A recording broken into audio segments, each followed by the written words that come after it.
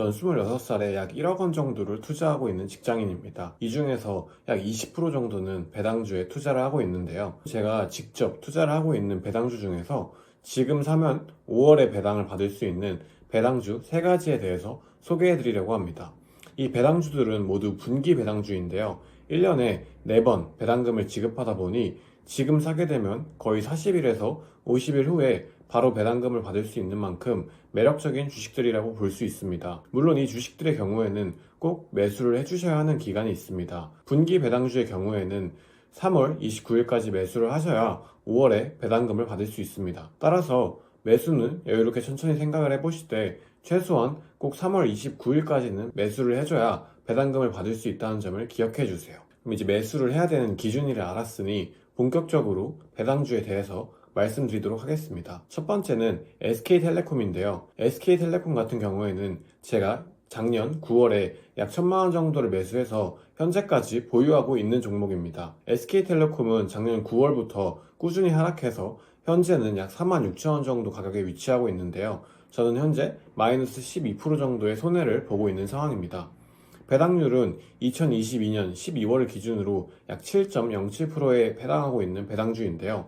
기본적으로 통신 사업을 통해서 벌어들인 현금 흐름을 높은 배당 수익률을 풀어내고 있는 전형적인 배당주라고 보시면 좋습니다. 제가 분기 배당주 매수 시점으로서 SK텔레콤을 긍정적으로 보고 있는 이유는 바로 금리 때문입니다. SK텔레콤은 아까 말씀드린 것처럼 안정적인 통신 사업, 즉 크게 발전할 가능성은 없는 사업이지만 풍부한 현금 흐름을 통해서 높은 배당률을 유지하고 있는 기업입니다. 시장에서는 이 주식을 전통적인 배당주라고 인식이 큰 편인데요.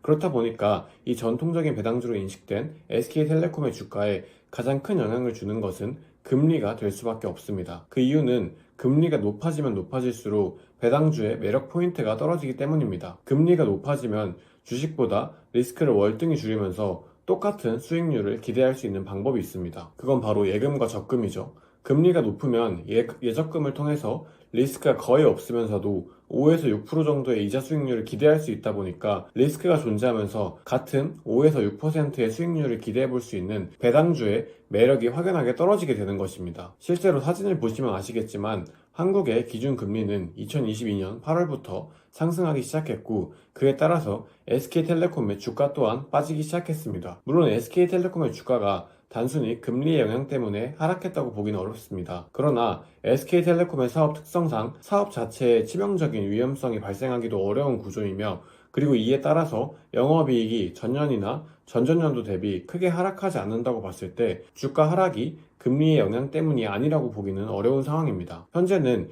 기준금리가 거의 최고점에 올라와 있는 상황이며 횡보 중입니다. 여기서 물론 더 올라갈 수 있으나 현실적으로 금리가 개별 주식처럼 막 10%, 20% 올라간 현상은 나오기 어려울 수밖에 없죠. 그렇기에 금리의 하락 가능성이 더 큰 시기에 전통적인 배당주라고 인식되는 SK텔레콤에 투자해보는 것도 나쁘지 않다고 생각을 합니다. 그리고 이러한 금리의 상태로 봤을 때 이와 연관이 있는 돈을 빌려서 운용하게 되는 자동차나 정수기 렌탈 사업 등도 수혜로 이어질 가능성이 높죠. 어쨌든 SK텔레콤의 경우에는 세후 5에서 6%가 되는 높은 배당률을 기준으로 지금 구매할 시 5월에 배당금을 받을 수 있습니다. 제가 1,000만 원 정도 매수해서 분기 배당을 받았을 때는 세후 약 12만 원 정도의 배당금이 작년에 들어왔습니다. 이와 관련해서는 4월에 배당금이 들어오게 되면 또 영상을 찍어보도록 하겠습니다. 지금 사면 5월에 배당받는 분기 배당주 두 번째는 CJ제일제당입니다. CJ제일제당의 경우에 본주와 우선주를 합쳐서 저는 약 400만원 정도를 투자하고 있습니다. 이것도 역시 마이너스 한 10에서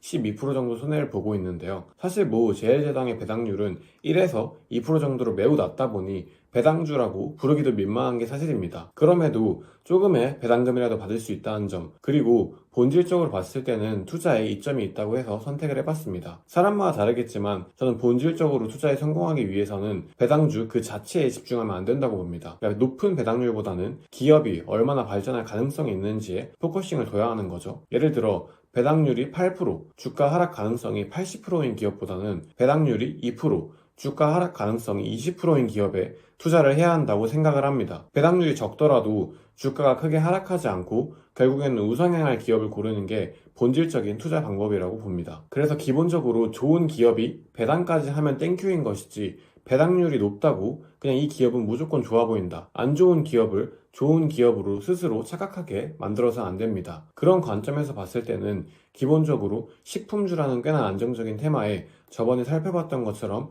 해외 성장 가능성까지 열려있는 CJ제일제당이 투자처로서 꽤나 매력적인 종목이라고 생각을 합니다. 그러나 현재는 정부에서 식품 가격 인상을 막는다는 이야기가 있어서 전반적으로 식품주의 가격이 주춤한 상태입니다. 그런 만큼 지금부터 조금씩 천천히 모아두면 어떨까 싶습니다. 제일제당은 이미 이전부터 다시 할게요.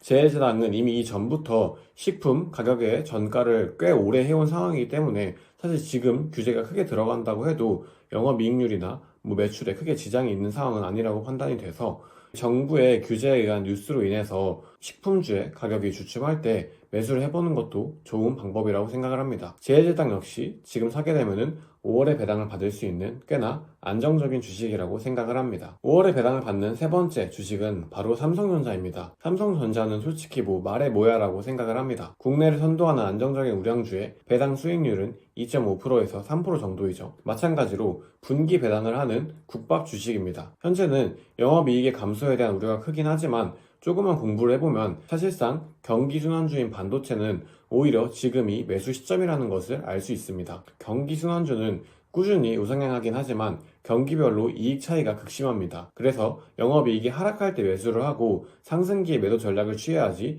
영업이익 상승기를 다 확인하고 매수를 하게 되면 물리기 십상입니다. 주변에 8에서 9만원의 삼전이 물려 있으신 분들이 딱 영업이익의 상승기를 확인하고 물린 케이스라고 볼 수 있는데요. 그렇기 때문에 지금 영업이익이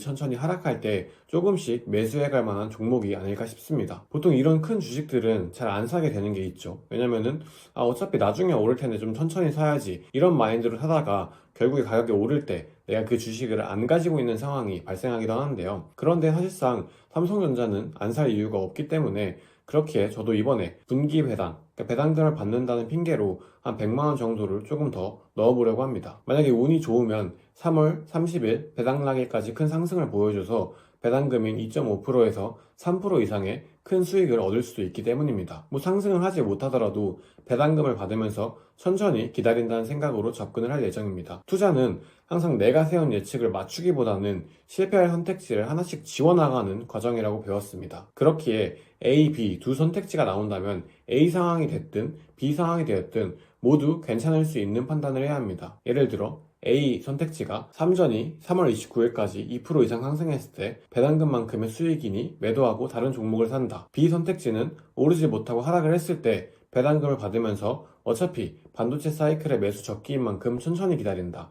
이렇게 A, B 두 상황 모두 괜찮을 수 있을 만한 판단을 해야 된다는 거죠. 이런 식으로 주식이 상승하든 하락하든 아무런 영향이 없는 포지션을 잡아둬야 합니다. 한계를 정확하게 맞추려는 식으로 접근을 하게 되면 수익은 극대화되겠지만 그만큼 리스크도 극대화되게 됩니다. 저는 젊은 나이에 리스크를 극대화할 필요는 없다고 생각을 해서 천천히 접근하고 있는데요. 심지어 만약 나이가 있으시다면 더욱 이런 리스크를 피해야 하기에 조금 실패할 만한 선택지를 소거하는 방식으로 접근해보면 어떨까 싶습니다. 오늘은 지금 사면 5월에 배당을 받는 분기 배당주 종목들 3가지에 대해서 이야기를 나누어 보았는데요. 항상 유의해야 할 점은 고배당률의 함정에 빠지면 안 된다는 점입니다. 그리고 선택지를 다분히 열어둔 투자를 해야 된다고 생각합니다. 본질적인 투자를 하고 싶어서 저는 이러한 마인드셋으로 계속 투자를 하고 있고 혹 저의 이런 투자 방식에 관심 있으신 분들은 똑같이 제 이런 생각을 참고해 주셔도 좋을 것 같습니다. 물론 투자는 개인의 스타일인 만큼 배당률 자체에 접근해서 빠르게 현금 흐름을 만들고 이를 재투자하는 방식의 배당주 투자 방식도 나쁘지는 않다고 생각을 해요. 그래서 각각 자기 스타일에 맞게 접근해서 투자를 하면 좋을 것 같습니다. 영상 시청해 주셔서 감사합니다.